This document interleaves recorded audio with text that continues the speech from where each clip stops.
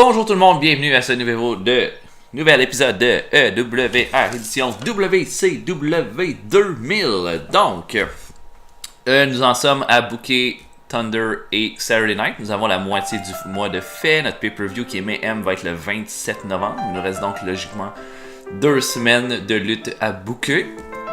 Là, vous m'excuserez, j'ai la gorge dans un sale état ce matin. Et donc, pour Thunder, j'avais dit au dernier épisode qu'on ferait un main event entre Ric Flair et Scott Hall, vu qu'on n'en a pas fait encore, et un 6-man tag avec Norman Smiley, Eddie Guerrero et Jerry Lynn contre Shane Douglas, Saturn et Dean Malenko. Nos rivalités, Bret Hart contre Chris Benoit, c'est terminé, donc on l'a booké parfaitement, il reste juste à la terminer.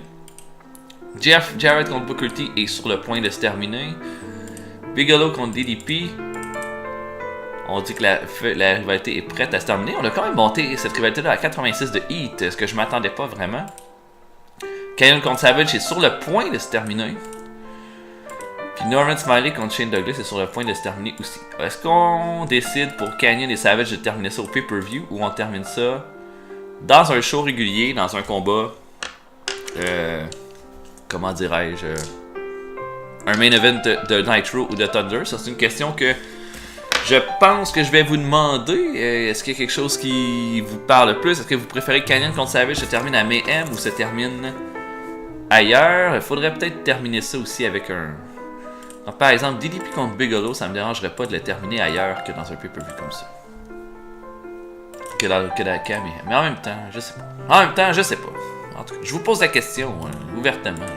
Qu'est-ce que vous préférez pour ces deux rivalités-là? Préférez-vous Canyon et Savage, Bigelow et DDP se terminent dans un pay-per-view ou se terminent ailleurs, ou se terminent dans la Nitro par exemple? Comme ça ferait en sorte qu'on pourrait commencer d'autres rivalités aussi. Avant. Donc. Ensuite, qu'est-ce qu'il voulait? Est-ce que je voulais regarder quelque chose?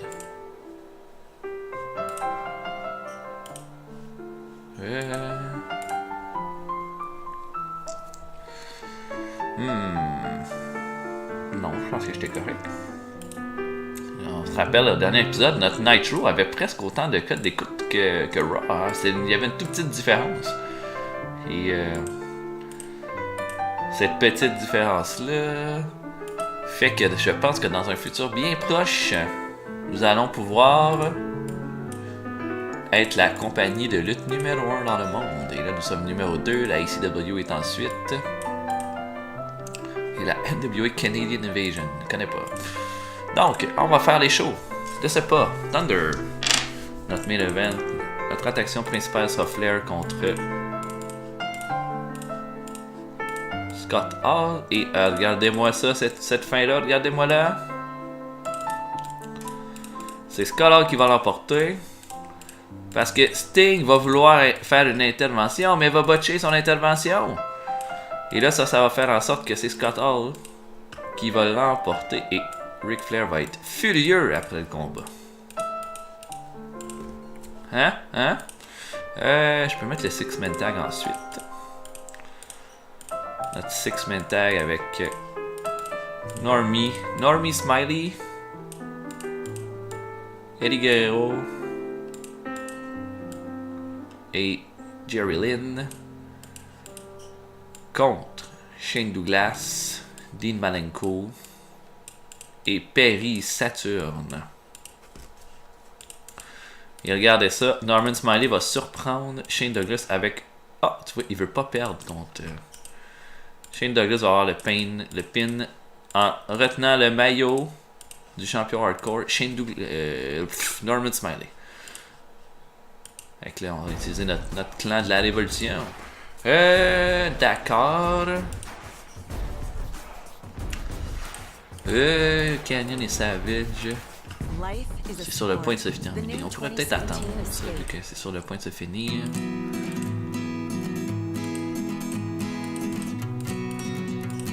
On pourrait avoir...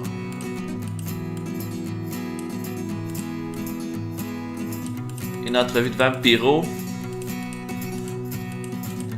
qui pointe à personne mais qui dit qu'il a l'œil sur le titre Hardcore et qu'il va aller le chercher bientôt. Ensuite de ça,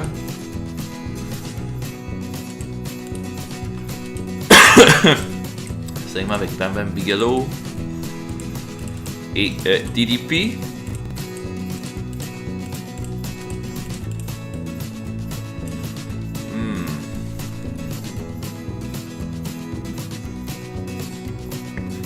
Qu'est-ce qu'on pourrait faire? On pourrait avoir Bigelow qui passe DDP à travers une table. Je pense que ça serait bien. Donc, et puis ça amène au ring. En fait, ce qu'il faudrait que je fasse pour que ça soit logique, il faudrait que j'aille un combat avec DDP. Là.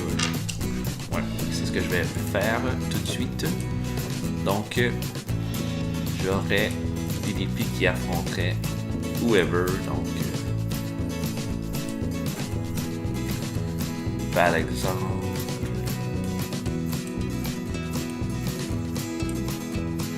Mettons Chavo Guerrero. DDP affronte Chavo Guerrero et le bat en quelques minutes. Je suis désolé pour Chavo, je l'aime bien, mais en fait non. Il m'a déçu dans sa rivalité avec Rey Mysterio, Chavo. Donc il est un peu en finition là, ce mois-ci. Et Diamond Dallas Page célèbre après sa victoire et Bigelow l'attaque et le fait passer à travers une table ensuite. Big Bang Boom, comme ça. Ok. On a tout dit ce qu'on était supposé. Ok, là, il faudrait que j'aille un combat. Non, je pense que je pensais à la rivalité Rey Mysterio contre Shane Helms, mais je pense que j'ai fait ce que j'avais à faire de ce côté-là. Ok. Donc.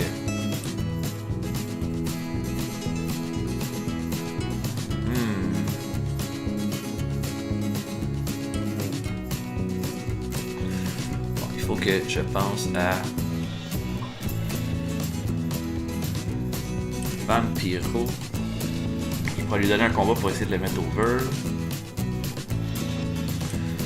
Vampiro qui va affronter Big Vito.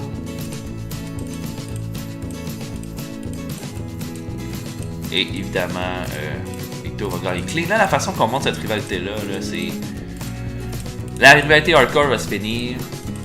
Puis il va y avoir un number one contenders match en fait, non. Il faudrait que je vois ça comme... Douglas pourrait avoir un title shot contre Vampiro dans un show normal de Nitro ou de Thunder.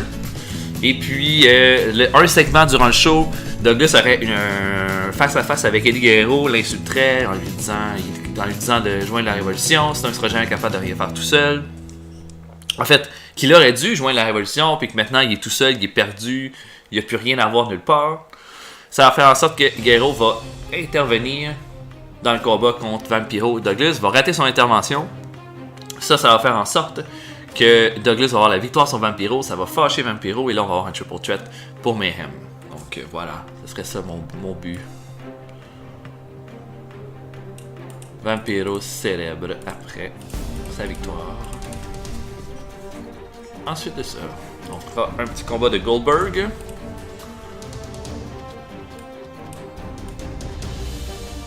Goldberg qui va affronter. Qui va-t-il affronter?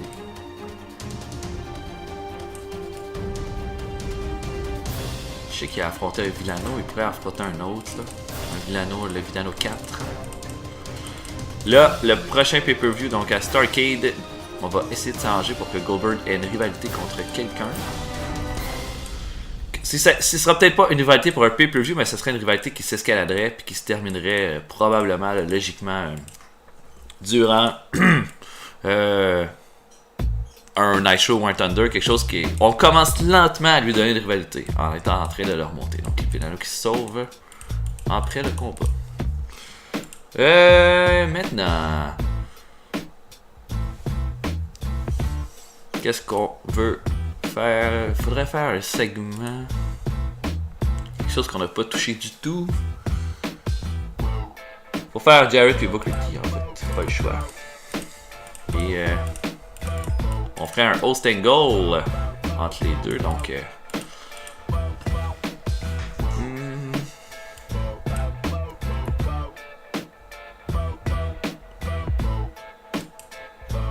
ferait Jarrett là, qui aurait son propre set de télé, qui invite Booker T à venir.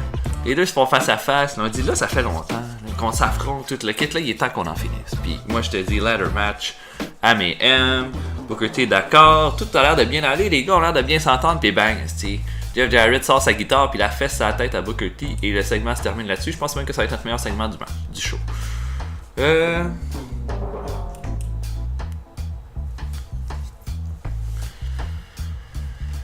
Un autre combat.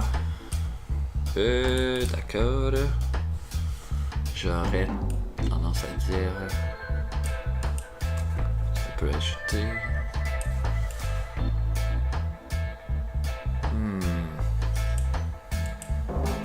GC Ice qui pourrait affronter Juventud Guerrera.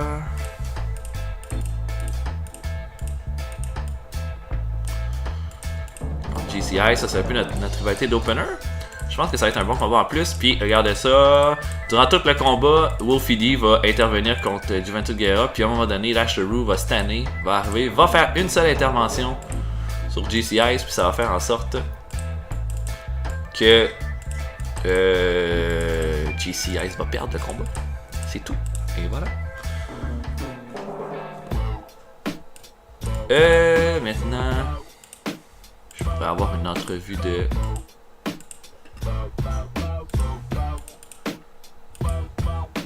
Une entrevue de Bam Bam Bigelow ou une entrevue de Chris Benoit.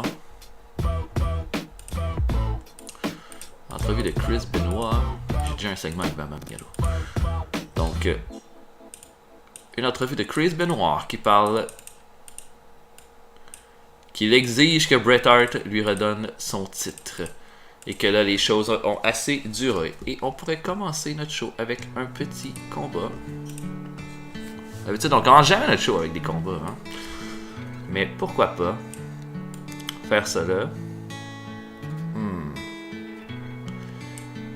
Pourquoi pas Shane Helms et Crowbar contre Billy Kidman et Rey Mysterio. Oh oui. Oh oui. On a presque pas utilisé Kidman.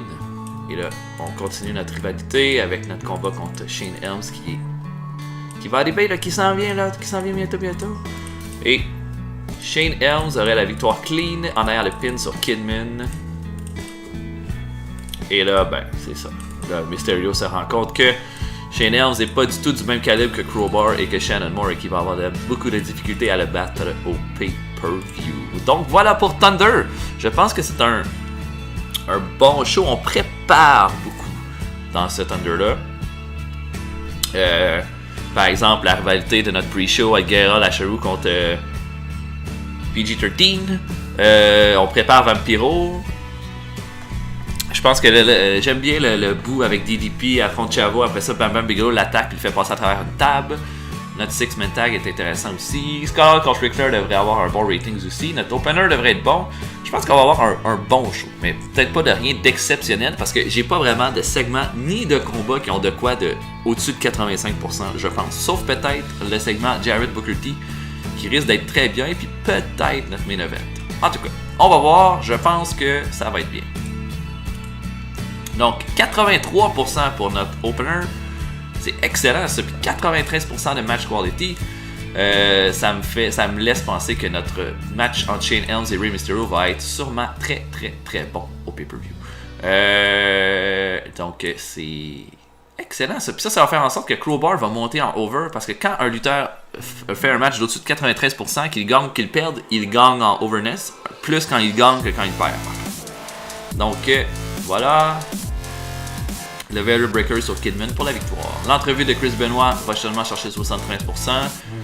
Il n'y a rien de surprenant là-dedans. 65% seulement pour le combat entre Juventud Guerrera et JC Ice. C'est parce que j'ai oublié de changer Juventud Guerrera en face. J'ai pas été brillant. Attendez, on va faire ça tout de suite.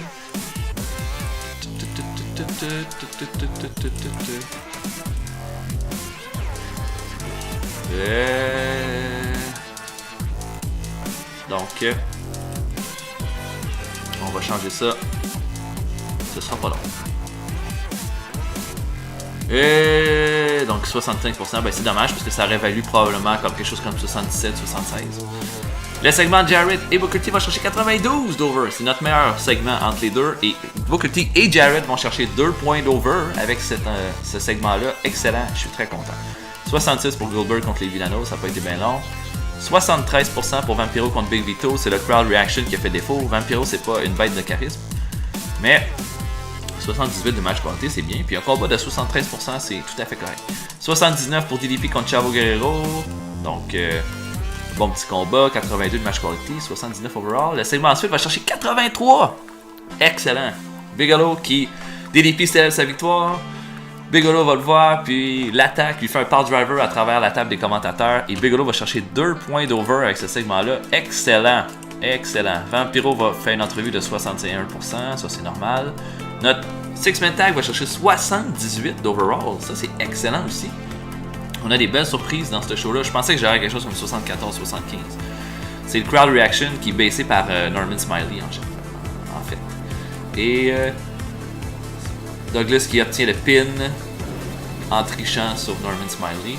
Excellent. Puis là, tu sais, en faisant ça, on insère un peu. Eddie Guerrero est un peu dans la rivalité. Jerry Lynn, c'est parce qu'il a affronté Shane Douglas à Saturday Night que je l'ai ajouté dans le compte. Et notre main event, notre décevant main event, 66 de match quality entre Ric Flair et Scott Hall. Aucune idée pourquoi. Et seulement 79 d'overall, mais 85 de crowd reaction. Oh, je sais pas pourquoi. Le combat est mauvais comme ça. Ok. 75% pour Thunder. Est-ce qu'il y en a un qui est pas fort content? On va regarder la condition de Ric Flair. 78 de morale, ok. 60 de morale. Pourquoi qu'il y a du 60 de morale?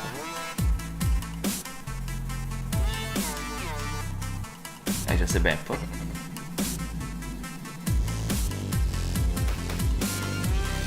En tout cas. Juventud Guerra, il faut le changer en face. Ça, ce petit programme-là, c'est un petit bijou. S'il y a des problèmes et de la bullshit dans tes affaires. Donc, face. Et Juventud Guerra devient un face, comme ça. Hop.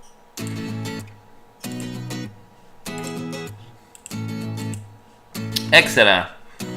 Je comprends pas pourquoi Scott Hall a des problèmes de morale comme ça. En fait. Si ça va pas bien, si ça change pas, on n'aura pas vraiment le choix de faire quelque chose, par exemple. Est-ce que c'est le seul qui a des problèmes de morale comme ça?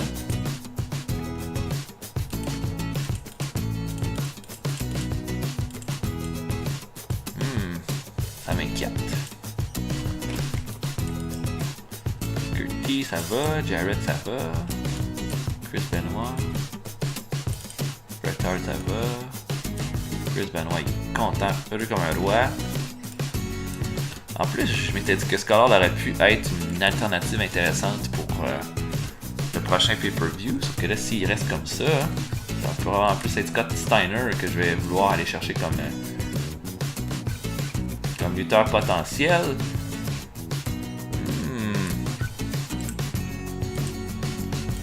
Je sais pas trop, là. Je suis un peu. Ça m'inquiète. Ça m'inquiète tout ça. Ça va peut-être vouloir dire qu'il va falloir que je signe un lutteur de la WWF pour compenser, comme Taz par exemple. Undertaker.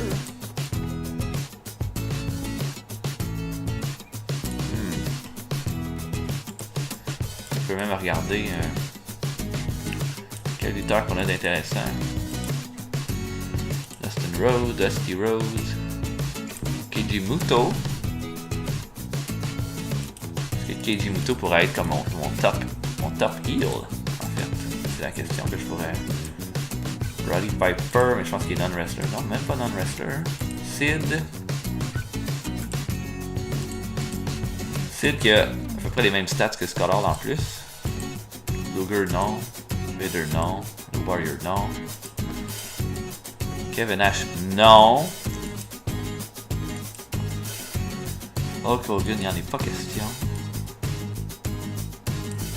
Quoi que j'ai Dustin Rhodes qui pourrait être un choix, un lutteur vraiment intéressant. Puis il y a Keiji Muto aussi.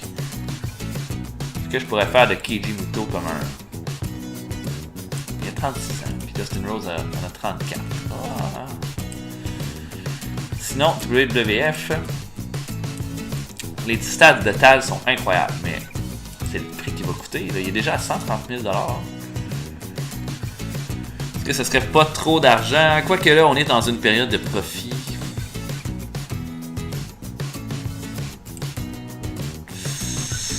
Pas facile, pas facile. Taz, c'est quand même un gros morceau qui perdrait, que la WWF perdrait pour que moi j'aille. Montons à 150 000. La WWF a matché le bid. Ok, on est allé chercher pour... Donc, pour Thunder. Oh, apparemment que ça n'a pas marché le head-to-head avec SmackDown. 4.29. 4.29, c'est dans la moyenne. Ok. Puis 5.80 pour SmackDown. On s'est fait battre par SmackDown, plat de couture là-dessus.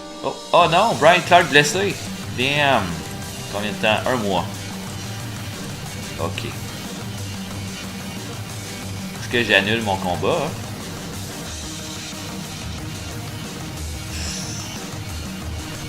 Ok. Mais je changerai pas mes champions par équipe.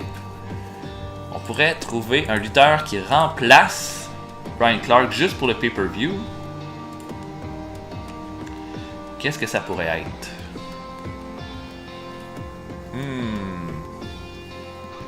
Ok. Donc...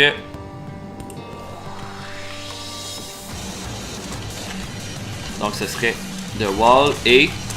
Point d'interrogation contre les Funksters. On pourrait regarder, il y a peut-être un lutteur de disponible qui pourrait faire l'affaire. Je cherche un gars qui 60 d'over par exemple. Qui est un heavyweight.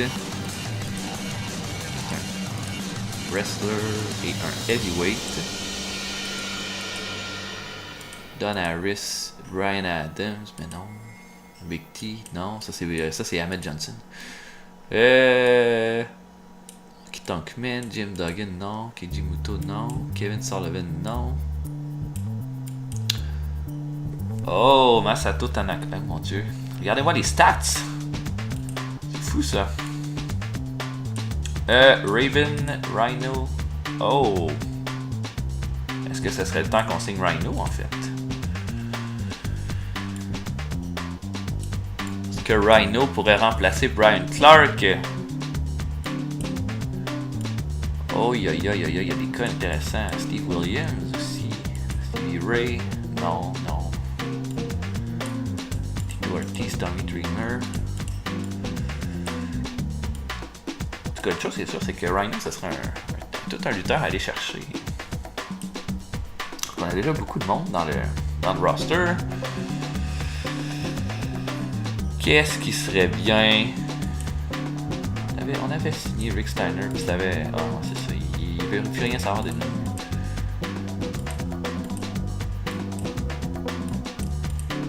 Mike Awesome serait le choix le plus logique pour remplacer... Ouais. Je veux dire, Rhino est un meilleur lutteur, là, toute le kit, puis... Mais en termes de... Qu'est-ce qui ferait plus le sens pour faire équipe avec The Wall ce soir-là, ce serait probablement Mike Awesome. Ouais. Mais en fait, regardez ce que je vais faire. Bon, là, on est en pleine grosse rivalité. Puis au lieu de signer Taz, pourquoi pas on signerait Mike Awesome puis Rhino. Là, ensemble, avec les salaires, ça n'a aucun bon sens. Ça serait qu'ils gagneraient à peu près quelque chose comme 130 000 $ par mois. Ce qui, même à l'époque, n'arrivait pas. C'était probablement des salaires, justement, de 130 000 $ pour une année, leur salaire. Donc, soyons bons jeux. En étant en bidding war entre la WWF et la WCW, leur valeur augmente plus que ce qu'ils valent réellement. Donc, moi, j'aurais tendance à dire que je signe Rhino et je signe Mike Awesome. D'accord? Et je pense qu'ils valent environ... Ce qu'il aurait valu à l'époque, c'est peut-être qu'ils gagnent 50 000 $ par mois, ce qui est déjà absolument énorme, mais qui fait du sens pour un agent libre à cette époque-là. Puis même là, je veux dire, je pense que Mike Awesome, quand il a été signé par la WCW à la fin des années 90, c'est ça probablement qui était son contrat. Mais quand la quand la WWE a racheté la WCW, ils ont jamais signé Mike Awesome parce que il valait pas l'argent qu'il valait à cette époque-là. Fait que ce qu'on va faire, c'est qu'on va les signer. Ok. Ah, tu vois, Mike Awesome vaut pas si cher que ça. Il vaudrait 87 000 $. 90, 91. Fait que ce qu'on va faire, c'est qu'on va utiliser Arsenic juste pour changer un petit peu leur salaire. Fait que là, tu vois, ils signent à 98 000 $. Et je vais signer Rhino parce que j'ai une idée là, de storyline, en fait. Et vous voyez ça, là, il valait pas ça du tout. Il valait pas 130 000 $ par mois, Rhino, à l'époque. Donc, ce que je vais faire... Là, Rhino va être neutral pour commencer. Mais on va faire une équipe entre les deux. Entre Mike Awesome et Rhino. Puis il pourrait...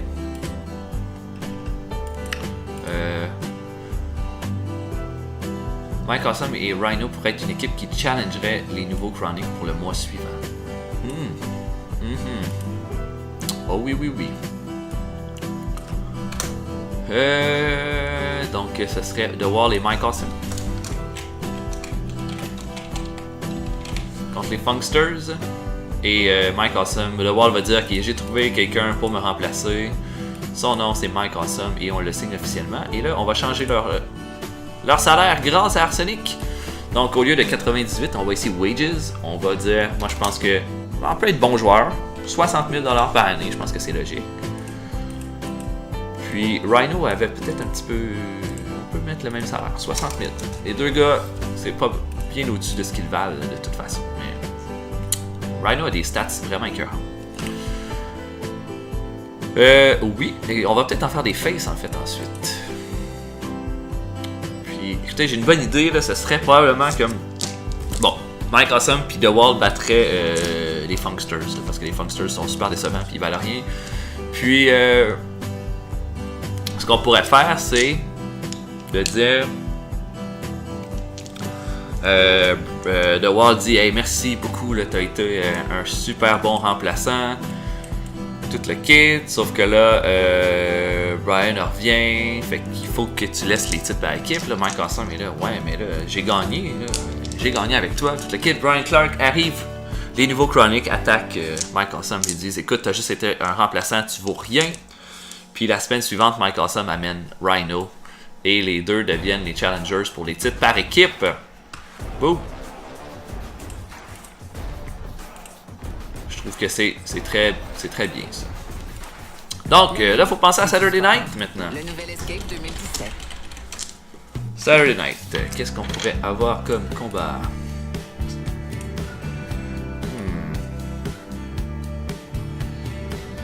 Notre main event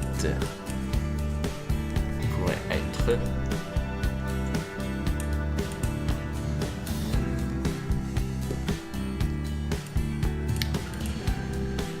est-ce qu'on pourrait avoir notre champion qui défend son titre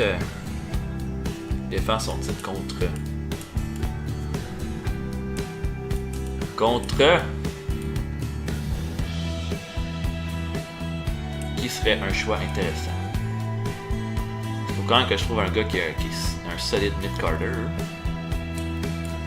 Si je dis Chris Benoit qui défend son titre contre Berlin. Bon, Berlin n'a absolument rien gagné, mais en même temps, ça continue la rivalité avec la NWO. Pour le World Championship, on n'a pas... Le problème, c'est que Benoit est en rivalité avec Bret Hart, qui est un non-wrestler. Ça veut dire qu'il est pratiquement jamais présent là, pour des rivalités, pour des matchs. Donc, Benoit ne lutte pas assez.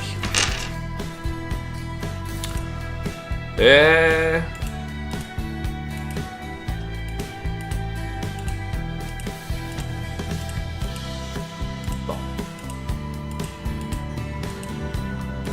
Chris Kanyon contre... Oh, ça nous prendrait une victoire par tricherie de Chris Kanyon dans cette rivalité-là. On pourrait faire ça au prochain show.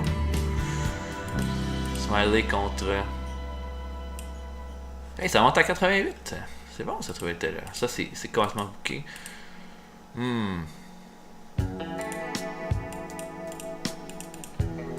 Ok. Donc...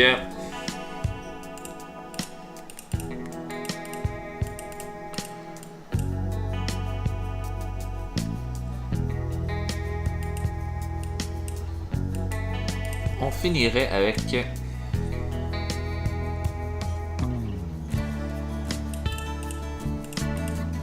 Regardez ça. Donc, Berlin contre Benoit, il y aurait une attaque de la NWO, mais ce serait pas de Bret Hart. Ça pourrait être de Scott Steiner, qu'on n'a pas vu.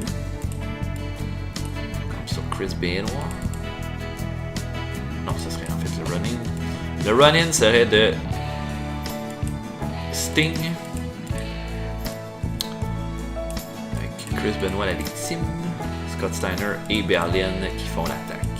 Excellent. Ensuite on a Berlin contre Chris Benoit pour le titre mondial.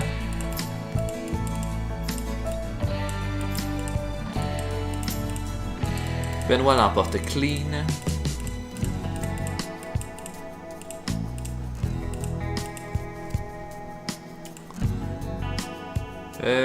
Et ensuite de ça, Berlin attaque Benoit. Ok.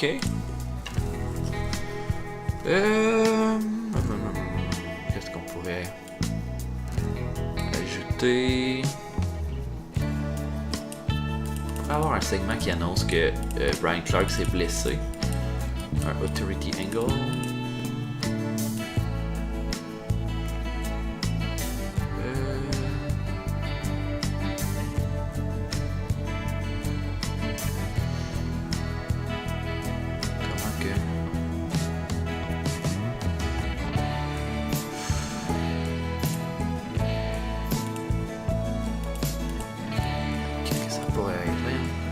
Que j'avais un segment qui t'annonce que le gars est blessé. Ok. Bon. Il n'y a pas vraiment un angle qui dit spécifiquement qu'un lutteur est blessé.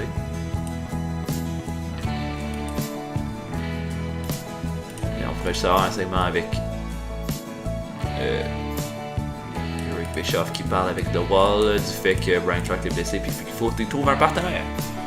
Excellent. Donc,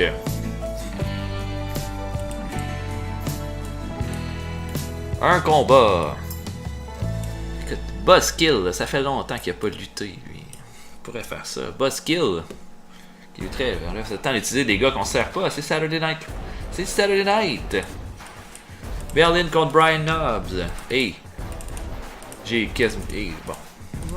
C'est deux gars là, qui gagnent rien pendant tout ça de toute façon. Fait qu'importe qui gagne, moi je vais dire Buzzkill qui va l'emporter. Buzzkill c'est Brad Armstrong. Hein. Puis moi, Brad Armstrong, je l'ai toujours beaucoup aimé, même si je sais qu'il avait le charisme d'une chaise quand il était dans le ring. Et Brian Knobbs qui l'attaque après le combat parce qu'il est pas content. Ok. C'est de ça. On pourrait essayer de continuer notre rivalité avec Shawn Helms et Rey Mysterio. En fait, on pourrait avoir une entrevue de 3 Count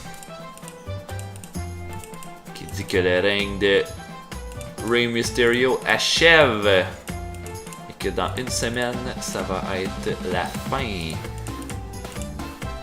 Ok.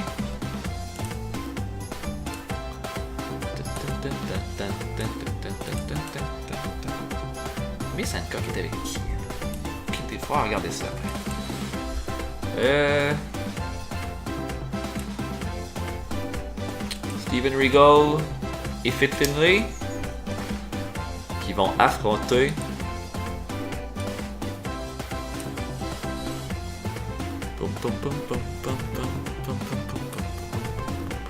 Conan. Conan, ça fait longtemps qu'il n'a pas lutté.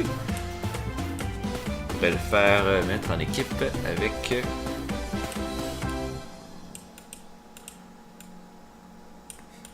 qui il pourrait faire équipe ce soir avec n'importe quel cruiserweight.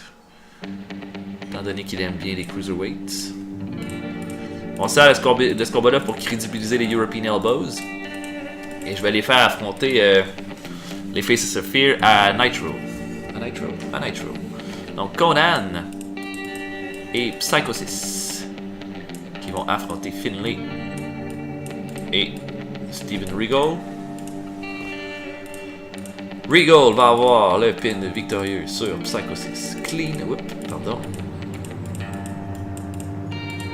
On va se terminer là-dessus. Et après le combat, run-in attack de Ming et du Barbare.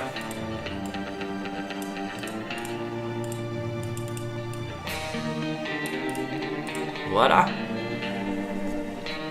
Ensuite de ça.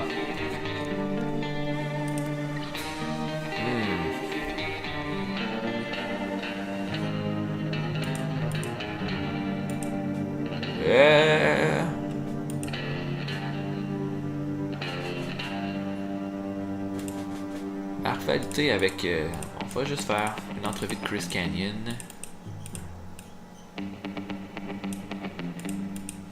Qui parle contre Randy Savage. Il le challenge à un autre combat par équipe.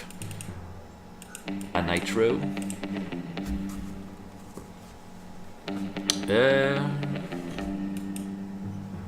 Et... on pourrait... commencer ça avec juste un segment où la NWO est en backstage.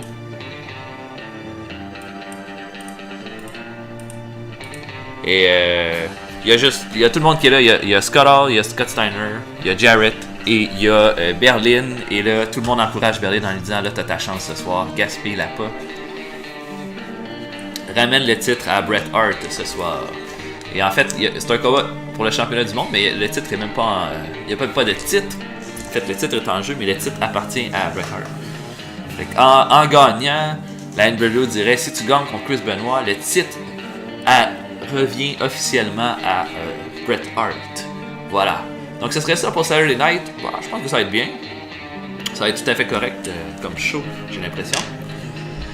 Je pense que notre meilleur segment risque d'être le Benoit contre Berlin. Puis le segment de la NWO en ouverture. Pour le reste, ça devrait être correct. 78 pour le segment d'ouverture de la NWO, c'est tout à fait correct. 86 pour l'entrevue de Canyon, c'est excellent. 81 pour Conan Psychosis contre les European Elbows. 90 de match quality, ça c'est écœurant. Ça fait que mes European Elbows là, sont une équipe à surveiller. Vraiment. 80 pour l'entrevue du Free Count, c'est tout un show jusqu'à là. 62 pour le combat entre Buzzkill et Brian Knobbs. Soit 57 de crowd reaction, 67 de match quality. Buzzkill qui l'emporte avec le Russian leg sweep. Il va chercher 3 points d'over, Brian Knobbs un seul. Il perd un point d'overness en fait. Oh, c'est bien ça. Donc le segment de Wall puis Bischoff, 63%. Et Bischoff perd 2 points d'over, mais ça c'était un peu logique parce que il n'y a pas de charisme de Wall. Le match entre Chris Benoit et Berlin va chercher 81, 86 de match quality, 76 de crowd reaction. Le titre du championnat du monde perd en image, malheureusement, à cause de ça. Mais c'est pas grave, c'est tout à fait correct. Et 82 pour le segment final, avec Berlin qui gagne 2 points d'over. Et ben c'est bon. On a eu un bon Saturday Night en fait avec on a vu. Puis c'était un Saturday Night avec beaucoup de star power pour les segments.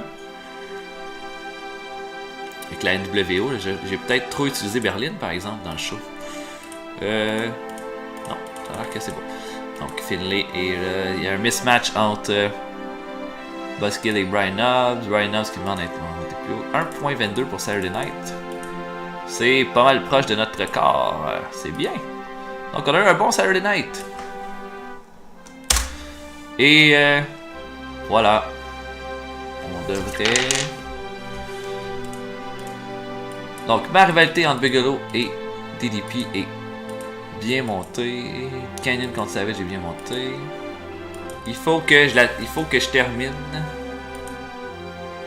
Il faut que Smiley affronte Shane Douglas. Oh. Smiley va affronter Douglas pour le titre Hardcore. Et il faut que je fasse un angle pour la conclure aussi. Pour la monter parfaitement. C'est plus à ajouter. Ok. J'avais dit quoi d'autre? Canyon. Un autre combat par équipe. Qu'est-ce que je pourrais mettre comme combat?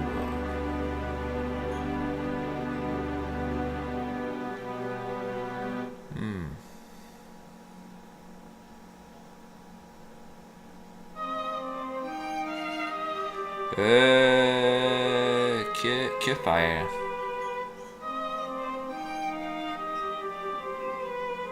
Ok. Je sais pas trop. Si je mettais Randy Savage, Chris Benoit,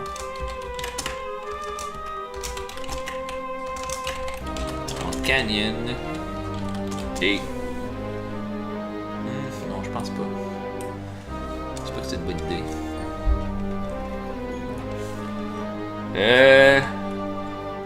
Savage et on peut juste mettre un gars comme ça, pas obligé d'être un gars qui est en rivalité avec personne. Si par exemple je mets Canyon et qui bon ça. Canyon.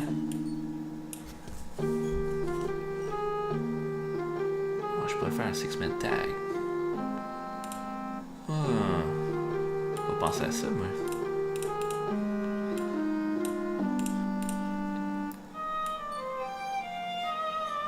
Sauf que...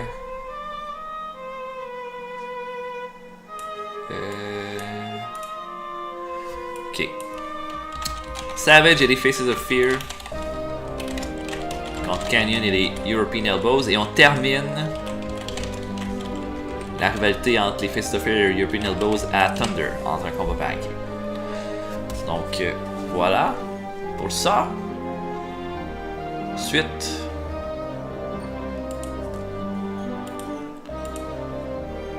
est-ce que je pourrais ajouter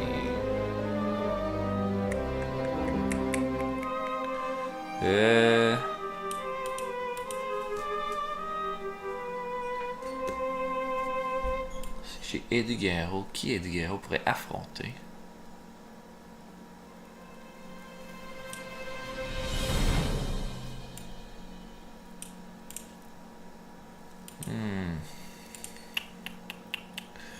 Qu'est-ce qu'on pourrait avoir comme main event à notre gala de Nitro, notre dernier Nitro avant le pay-per-view? Oh, la carte m'apparaît compliquée à construire, mais je vois pas pourquoi elle serait. C'est bizarre.